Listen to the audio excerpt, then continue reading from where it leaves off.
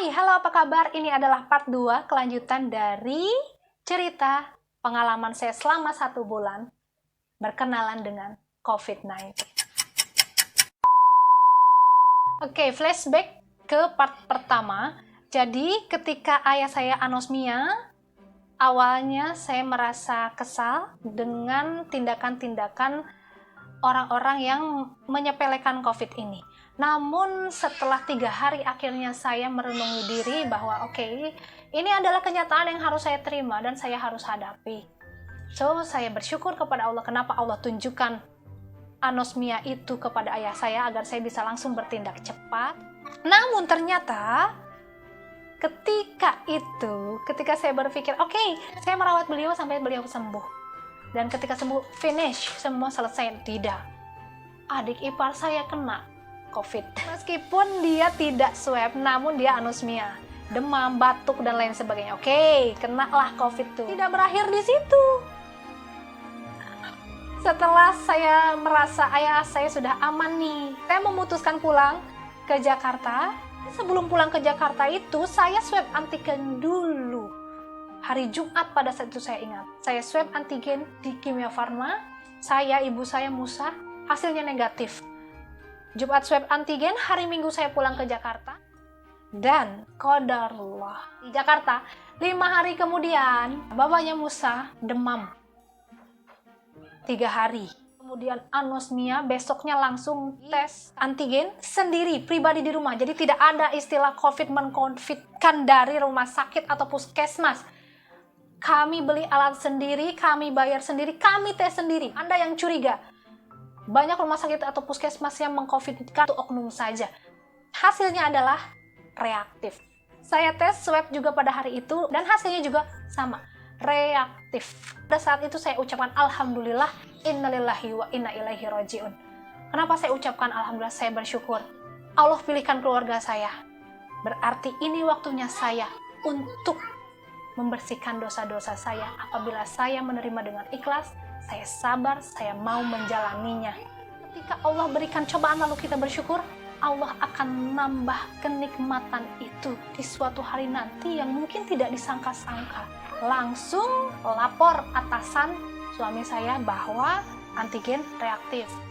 Atasan menawarkan mau PCR di puskesmas atau hanya isolasi saja di rumah. Suami saya ingin PCR karena agar di tracing keluarga yang lain. Jadi beliau kontak dengan siapa, di rumah dengan siapa, di tracing apakah kena juga atau tidak. Dan pada saat itu akhirnya saya dan Musa PCR di puskesmas dengan antrian yang sangat panjang. Kami berangkat dari rumah jam 8 dan mendapat giliran untuk swab jam 12 siang. Dan mendapatkan surat pernyataan isolasi mandiri dari puskesmas. Ini buktinya bahwa saya sekeluarga positif COVID-19.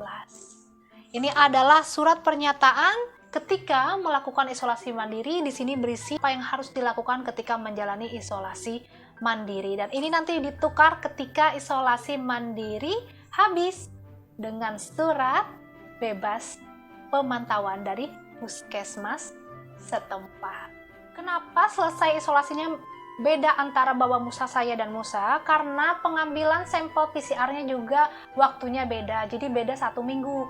Ketika sudah swab antigen hasilnya positif, lalu suami melaporkan kepada atasannya memberi kontak dari puskesmas untuk swab PCR. Yang diminta puskesmas adalah Bapak Musa dulu. Maaf nih, agak karena masih suka gatal, masih serak, bahkan masih agak bindeng suaranya. Ya itulah, karena efeknya belum hilang semua, belum 100% hilang. Setelah lapor dari puskes, ternyata kami mendapat jadwal swab yang berbeda. Babanya Musa seminggu duluan daripada saya dan Musa. Saya kebagian tanggal 28 Juni. Sebenarnya sebelum tanggal 28 Juni. Tapi pada saat itu saya agak menolak. Pada saat itu saya kenapa menolak? Karena saya agak kecewa pada saat itu, kenapa nggak swab bareng-bareng aja sih sekalian biar tuntasnya bareng-bareng gitu loh. Karena hasil antigen sama-sama reaktif, tapi pihak puskesmas ternyata punya pertimbangan lain. Jadi mempengaruhi hasil isolasi mandiri juga. diteleponin terus dari pihak puskesmas, tapi saya juga bersyukur sih, berarti ya kami dipedulikan gitu oleh fasilitas kesehatan setempat, oleh pemerintah setempat kami sangat dipedulikan. Jadi dengan bahasa yang baik, dengan ajakan yang baik, tidak marah, tidak kesal karena saya tidak datang pada saat itu, juga dengan doa-doa dan harapan-harapan dari tenaga kesehatan pada saat itu nelpon bahwa Bapak tetap harus PCR istri dan anaknya demi kebaikan semuanya, ditanya kondisinya seperti apa. Saya merasa oke, memang begini, harus begini prosedurnya. Kalau nggak mau ya bayar sendiri. Kalau kamu nggak mau ngantri ya bayar sendiri PCR ya kan, mulai dari 700.000 sampai 1.200.000 silahkan. Tapi kalau yang mau gratis ya harus sabar. Ya mau gimana ya kan? Yang sakit banyak banget, lagi membludak sekali. Kalau mau cepat saat itu keluar H+1 atau 6 jam keluar ya bayar kalau punya uang lebih banyak. Jadi saya memaklumi itu terjadi. Pada saat itu saya pengen dirujuk ke Wisma Atlet karena pasti bosan 2 minggu di rumah ngerawat yang sakit, sementara saya aja juga sakit meskipun awalnya tanpa gejala, tapi pada akhirnya ujung-ujungnya saya ngerasain juga gimana nyebelinnya si virus ini gitu loh. Jadi awalnya saya pengen ke Wisma Atlet aja, saya pengen dirawat aja di sana. Jadi hitung-hitung liburan lah gitu loh, santai, makanan terjamin, obat terjamin, nggak perlu mikirin masak apa. Imun kita, hati kita juga terjaga gitu. Namun pada saat itu puskesmas bilang, memang bertanya pada saya, Ibu, apakah Ibu ingin dirujuk ke tempat isolasi mandiri apabila isolasi mandiri di rumah tidak memungkinkan, tetapi Ibu harus sabar menunggu karena Wisma Atlet pada saat itu sangat penuh, full, dan tidak tahu kapan mendapat kamarnya. Bukan saya takabur, kalau ngelihat gejalanya ya sepertinya roman-romannya sampai sembuh juga agak sulit bisa masuk ke situ gitu loh. Dan pada saat itu sedang mempersiapkan rusun, waktu itu baru masang peralatannya aja, jadi baru masang AC, wah kapan selesainya gitu, keburu selesai isolasi mandiri. Ya sudah deh, kalau misalnya nggak kebagian di Wisma Atlet ya nggak apa-apa di rumah deh, yang penting Allah berikan kekuatan saja. Dan ya alhamdulillah akhirnya kami bisa menjalani isolasi mandiri berkat bantuan teman-temannya suami terutama di sini yang sangat-sangat membantu proses kami menjalani isolasi mandiri. Jadi saya nggak tahu kalau nggak ada teman-temannya suami kayak gimana kita minta tolong beli ini kayak gimana, karena 3 minggu kami merasakan isolasi mandiri, di mana pada saat kami lapor kepada atasan langsung bergerak cepat.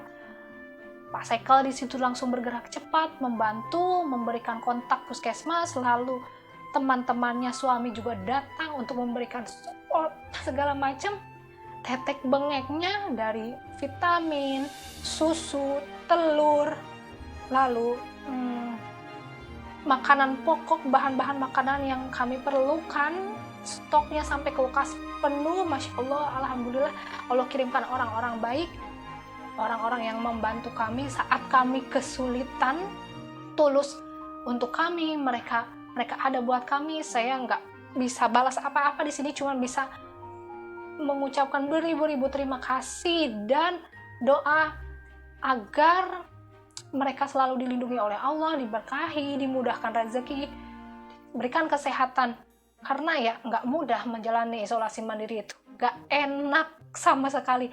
Meskipun gejala ringan tetap nggak enak. Kalau flu, kamu sakit ditengok orang seneng, bisa jadi penyembuh kamu. Tapi kalau isolasi mandiri sakit, apapun dirasakan sendiri, butuh apa, nggak bisa keluar rumah. Alhamdulillah, terima kasih teman-teman R. Petra, Nirmala, terus Om Anai yang udah datang kalau kita butuh apa, Om Ambon yang udah datang kalau kita butuh apa, kayak Musa pengen beli ini, ya kita nggak bisa keluar, kita telepon beliau udah kasih. Semoga Allah membalas kebaikan kalian semuanya. Dan untuk atasan suami saya yang sangat memperhatikan kami, setiap hari mengecek kondisi kami, bertanya bagaimana kondisi, itu kami juga sangat menghaturkan terima kasih kepada Bapak, dan semoga Bapak dan keluarga dilindungi oleh Allah Subhanahu wa Ta'ala.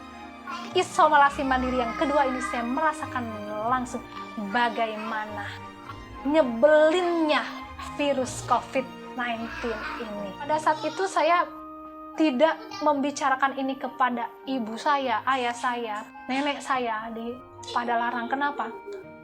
Karena saya tidak mau merusak kebahagiaan orang tua saya di sana. Ayah saya baru sembuh, adik ipar saya baru akan sembuh, sedikit lagi akan sembuh, beberapa hari akan selesai isolasi mandiri. Takutnya jadi pikiran juga untuk orang tua di sana. Saya jaga benar-benar, tutup rapat-rapat, meskipun awalnya itu hampir mau ketahuan, jadi saya terpaksa harus berbohong. Aduh, maaf banget ibu, saya berbohong pada saat itu karena untuk menjaga semuanya agar tetap kondusif situasi di rumah di sana. Nah, mungkin ibu saya, ayah saya baru tahu pada saat saya upload video ini. Ya hanya cerita kepada tante dan om saya yang rumahnya di Bandung. Om, tante, saya sekeluarga positif COVID.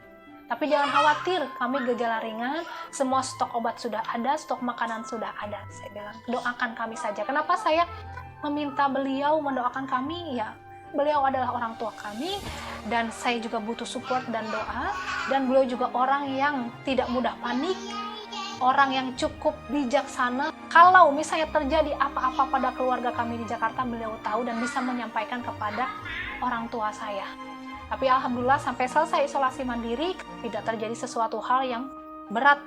Yang penting sekarang kita sehat. Jadi pada saat itu saya cuma cerita om sama tante saya di Bandung, saya cerita sama sepupu saya, yang saya percaya, saya minta doa pada teman-teman saya di status WhatsApp. Jadi saya tuh bikin status WhatsApp tentang COVID-nya keluarga saya private dari ibu bapak saya dan saudara-saudara saya yang lainnya. Jadi saya cuma pilih-pilih orang saja agar tahu, karena saya membutuhkan support dan doa. Bagaimanapun kita tidak tahu doa siapa yang akan Allah jabah. Itulah cerita isolasi mandiri, apa yang kami kerjakan, dan mudah-mudahan ini bisa menjadi pelajaran bagi Anda di rumah, agar Anda bisa lebih berhati-hati lagi menjaga diri dan keluarga Anda.